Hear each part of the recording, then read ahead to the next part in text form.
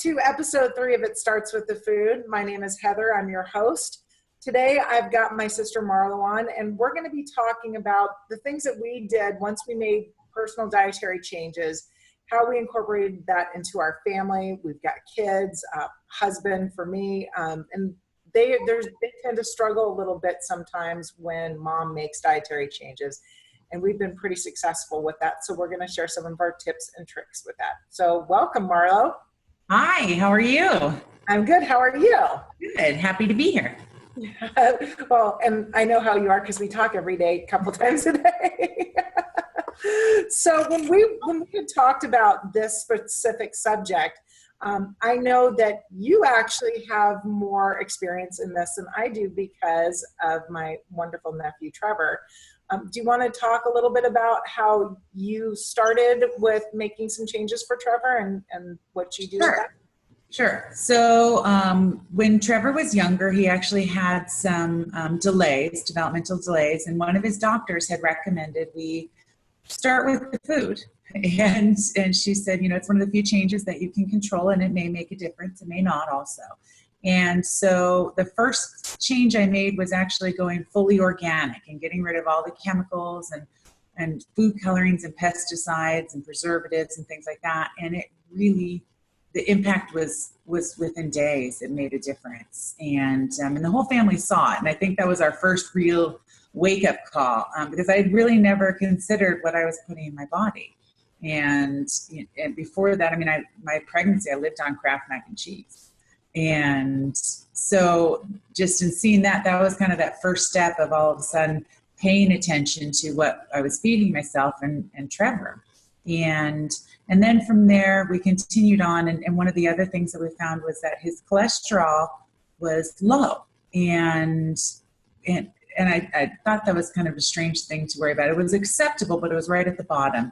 And so she had me add a lot of healthy fats. And she wanted grass-fed beef and grass-fed dairy, whole milk, and, she get rid of all the, low fat this, low fat that. She wanted full fat and fish oil, salmon, different things like that. And that was huge. It made such a difference for him, and it really helped in so many ways and caught him up to where he was supposed to be.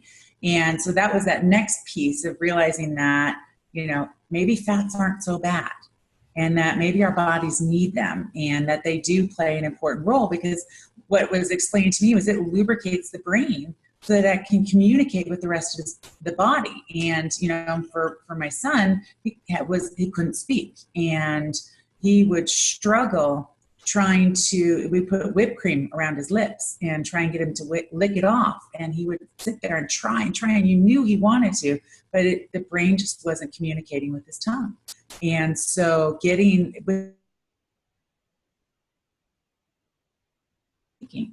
and it was really eye-opening to realize that fat is our friend.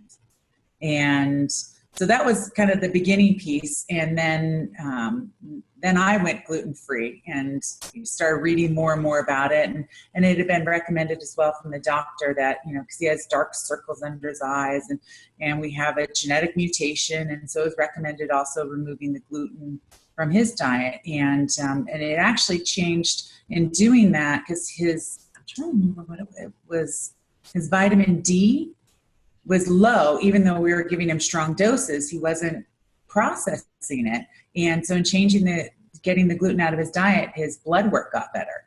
And it was really, surprising. So, okay, and I will tell you, this has been something, when we all witnessed this and we all saw what Trevor struggled with before versus when you made these changes, and we were kind of all oblivious at that time to what we were putting in our bodies. I was, the queen of drive-through for the kids, fly and eat and go from one thing to another and Big Macs and whatever. But I remember we all just kind of stood up and took notice because it was so drastic.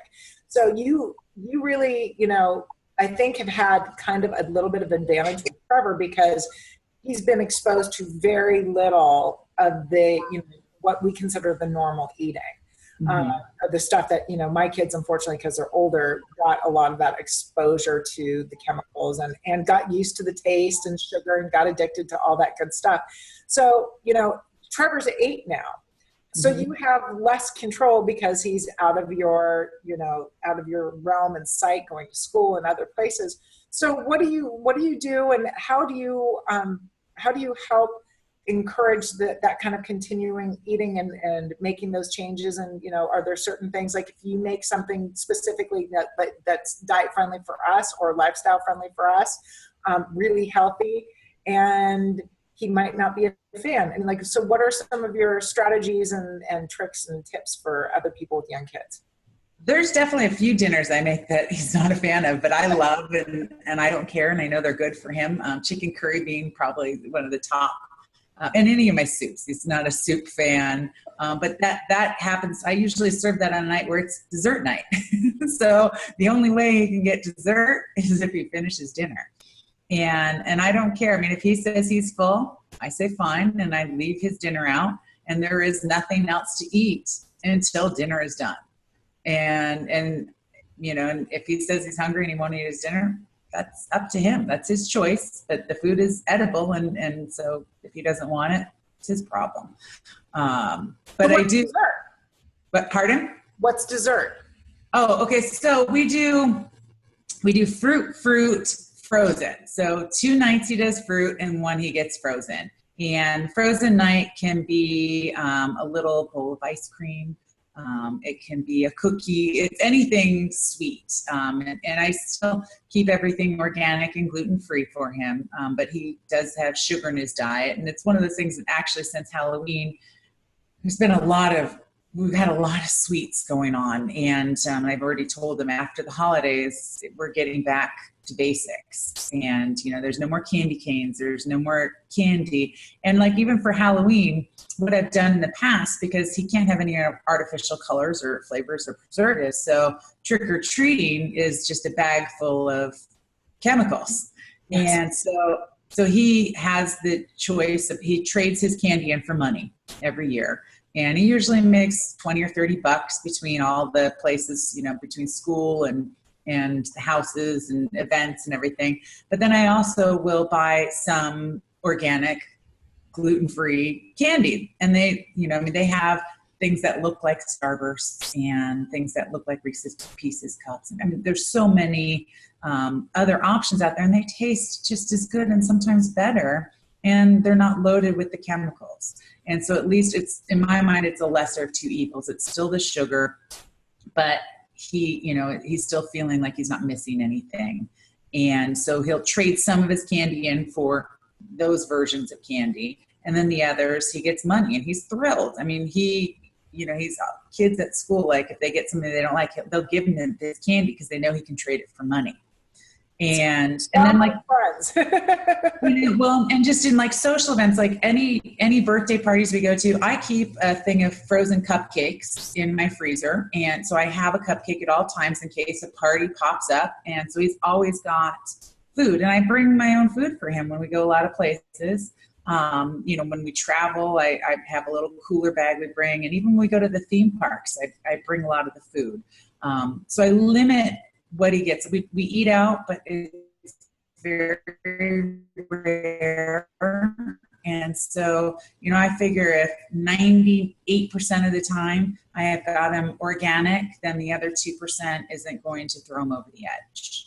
And I think, as well as I do, we do the best we can. We all do the best we can, given any kind of circumstances. So, you really do go above and beyond to kind of help. And I think just because of Trevor's struggles early on, that's, that this is just something that he needs, and it's not. Absolutely. And it's, it's interesting because I can see right away when he's had something that doesn't work for him, he'll have an upset stomach, he'll get a rash in his skin. Just different things will happen, even personality, he's not quite himself. And so that helps keep me on track and motivated, because it's a lot of work. Yes. And today I had to run to, 2 different stores. They're doing cookies at school tomorrow. So I had to go find some gluten-free organic sugar cookies. I'm going to make some homemade icing. And I was able to find some sprinkles that don't have any chemicals in them or colorings. And, and so I'm going to make a bunch of different, and I've got really expensive, but they have, natural food coloring. So I'm going to make little batches of icing in different colors for him to take to school. But it's worth it. And, and so he doesn't feel left out. He just knows. And I help him also in understanding that everyone is different. Everybody's bodies are different.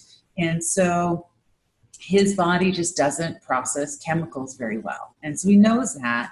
And he understands it. And then there's still probably some moments where, if he's not with me and someone may not understand his diet the way that, that I do, that they'll give him things and he might enjoy them for the moment, but he's usually paying the price afterwards. And I hope that as he gets older, he'll stay aware and listen to his body so that he'll continue making those choices for himself. Yeah, I agree. My struggles are a little bit different because my kids are older. So like Taryn's 22. So she's on board. I don't have to worry about her. She's hardly a kid. But I've got the two boys, 14 and 16. So one is not blood related. And so he doesn't have the same reactions necessarily that the rest of the family does, but he has his own unique reactions. So like Ryan, he's going to love me for this, my biological child. When he has gluten or copious amounts of sugar, he's in the bathroom for, 45 minutes, multiple times, and he comes out going gassy, sick to his stomach, headaches the next day. Like, tell me, yes. This is on the internet forever. But it's like he knows that if he eats that Domino's pizza that he gets to order when I'm away and I don't have control over what's going on, he knows he's going to get sick. And so he'll do it, but he doesn't do it very often because that pain of, the next day. Now, Noah, the 14-year-old, has a very different reaction to sugar. Like, he doesn't have that gluten intolerance, but the sugar thing is really, really scary. And it's very evident that it is an absolute addiction. So where Ryan struggles with the gluten, Noah struggles with the sugar, which are two things obviously that we try and limit in our kids' diets, right? Mm-hmm. But with Noah, like, something happens where this addiction takes over, and it's not threats of taking away electronics or, whatever, financially, docking him money from his allowance, whatever it is, it's not a rational thought. You can see this happen. And I know, and like, I see it with you. You have that sugar monster takeover. Taryn's got the sugar monster takeover. There's no rational thought, and there's no, just a little bit, turns into a whole bag. So I've had to, like, I used to have snacks around the house. Like, I would do organic gluten-free tortilla chips and the organic gluten-free cookies and, same kind of snack stuff that they could have. But the problem is that teenagers are inherently lazy. And so, grabbing a handful of tortilla chips and putting some salsa on a plate and calling that lunch was happening a lot. And I'm sitting there going, that's not food, that's snack. That doesn't count as breakfast. It definitely doesn't count as lunch. We need some protein. We need something healthy in there. So after, months of struggling and hiding stuff and then finding it and eating the whole thing, I just stopped buying it. Like, I had to really just finally put my foot down and go, okay, here is food. It comes in the form of an orange or an apple or cheese, or, you have to actually, crack an egg. There's food to be found in these here refrigerators. You might have to dig a little. You might have to work for it a little bit, but it's good and it's here. So if you're hungry, well, help yourself. So it's been good. And that's just only been recently, but it's worked out really well. And I'm seeing Ryan make omelets and fried eggs and, like, really kind of getting out there. Noah's, 14, so he's still kind of looking for an easier route, and so he's still feeling his way around. But I think that idea of a little bit for the boys, especially because they're old enough to go get stuff and they can reach the high shelves. There is no hiding things. There's no, they're taller than me, so there's no hiding things from them.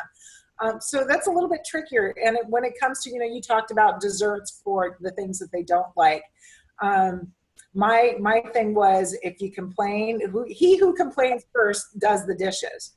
I like that. Yeah, so that worked really well until Ryan asked for an allowance, and I really needed him to step up and do the dishes every night. So now I just pay him. But the deal is, if anybody else complains about it, they're helping him do dishes. But it's really tricky. Just I give them a lot of what I make, but I have to add things in like potatoes or quinoa pastas. Let's see what else. I do rice. I will do rice for them. So, as they need a lot of carbs, so I have to add those things in. And of course my husband would like a few every now and then too. But I think it's a little tricky. The family, luckily we've got some really good recipes and we make really good food. So that helps.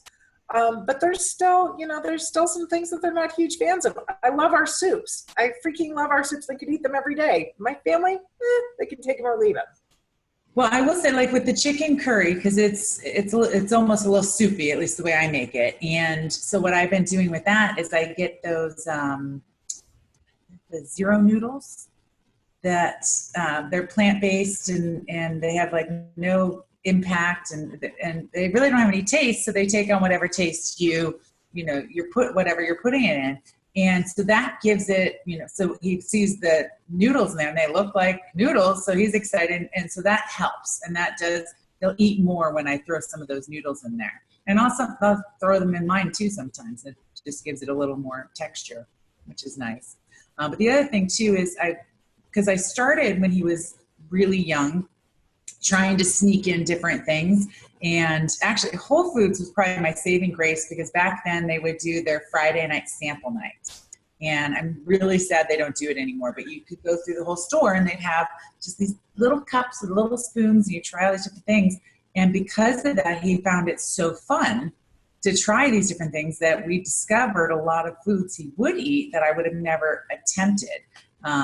He's a cheese connoisseur. He will eat goat cheese, sheep cheese. I mean, things I won't touch, he loves. And he goes straight to the cheese counter every time we go in to sample whatever they have.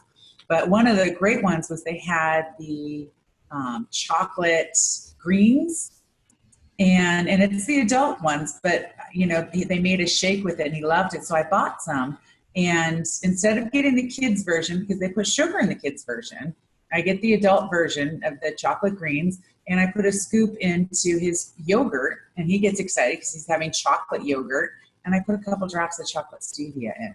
And to him, that's one of his desserts, and he loves it. And how much do you like it? It's disgusting. I know. I'm like, really? You eat that? I feel, but he asks for it all the time. It's a special treat for him.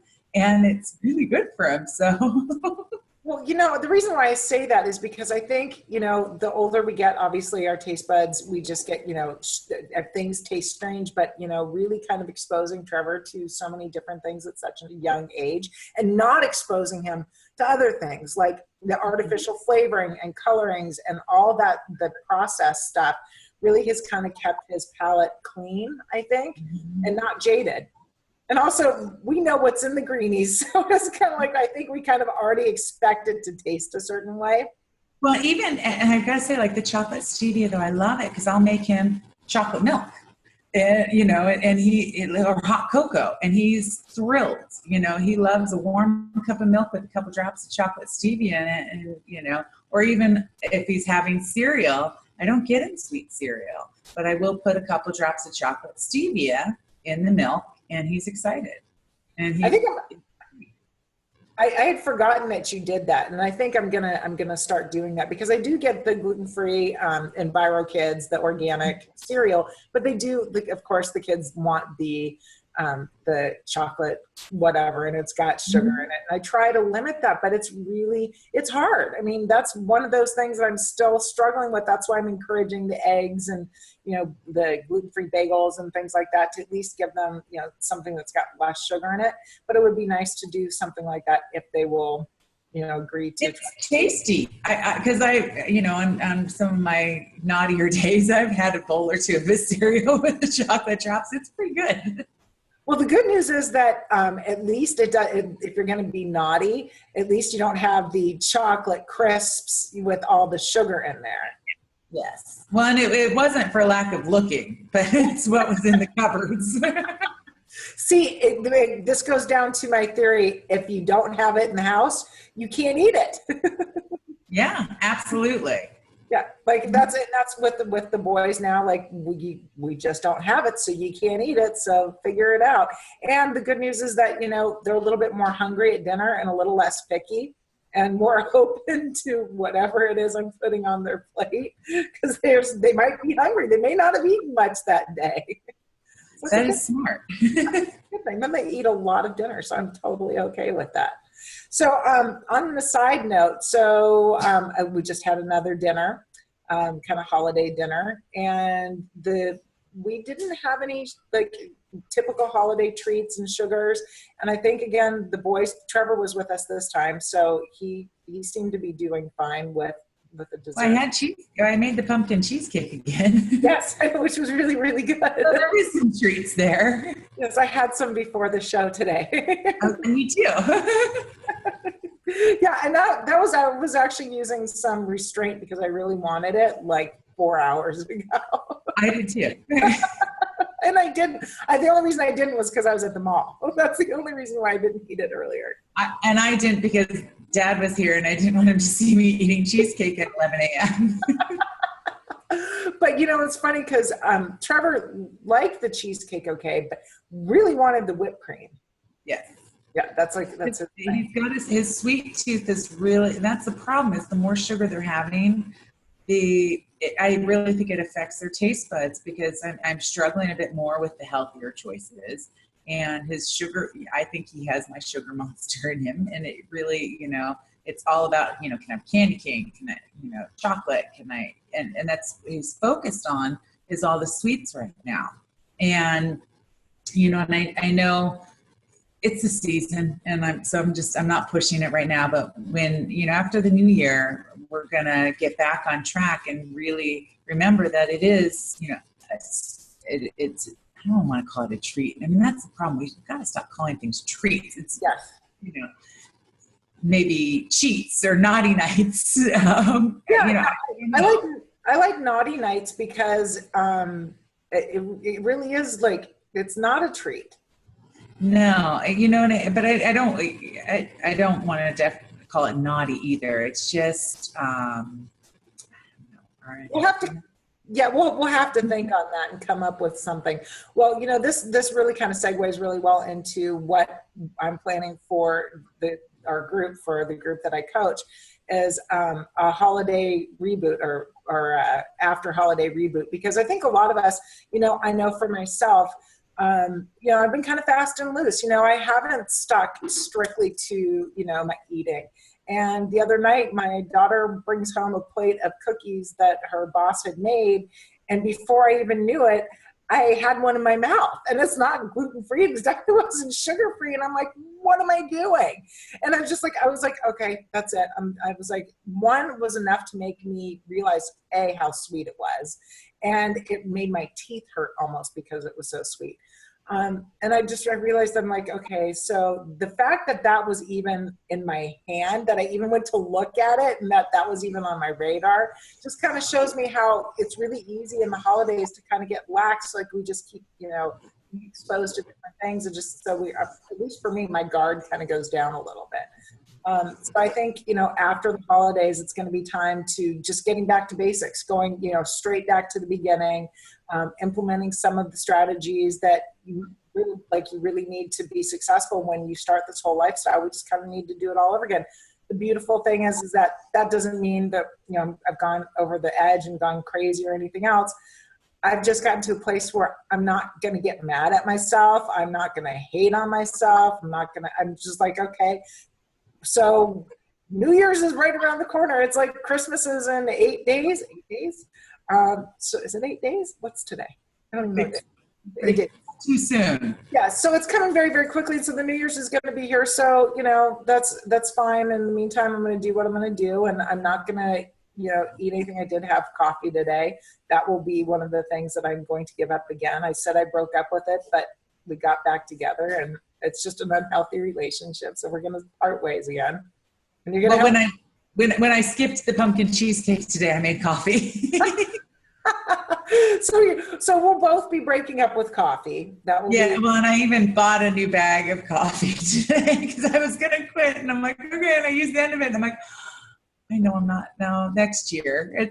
But I did at least get back into my fasting. And that was, I think that's what's thrown me off the most. Oh, sorry, something just popped up on my computer. Anyway, is not fasting has definitely thrown me out of whack. And I actually wasn't going to fast this morning. I was at breakfast, and I had ordered my breakfast, and I got a text from AT&T that they were at my house. I'm like, oh God.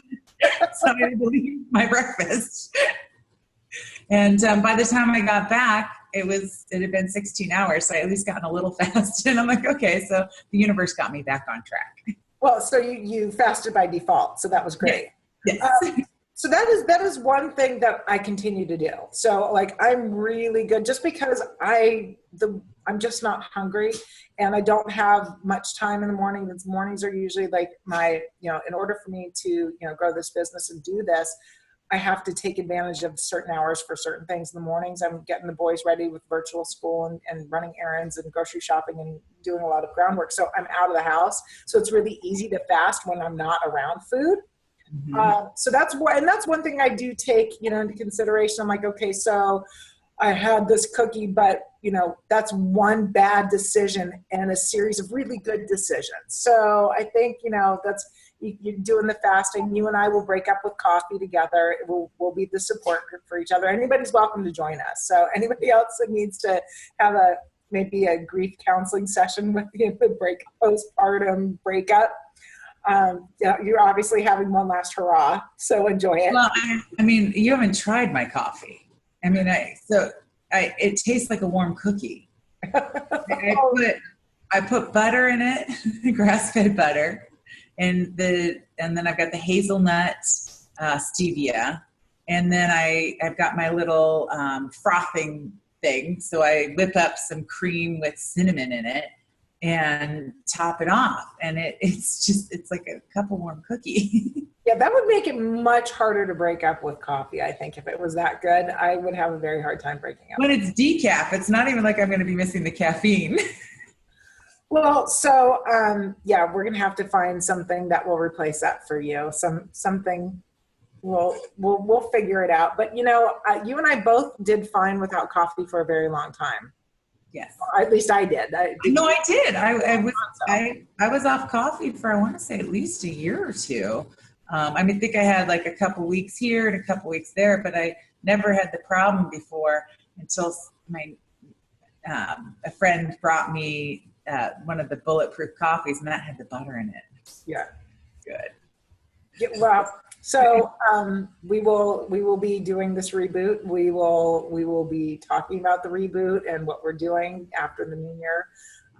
And I'm so glad that you're able to join me today and talk and share some of your strategies for, how to handle kids. Because I think that's one of the things that a lot of people kind of worry about when they're changing their lifestyle and looking to make these changes is, how's my family going to react and what am I going to do for them? So I'm hoping that this was helpful. And if not, if people have some more questions, they're welcome to get a hold of me on Facebook at It Starts With the Food, and they can private message me, and I will pass on questions if they've got kids that are young. I can kind of like look to you to answer some of those questions.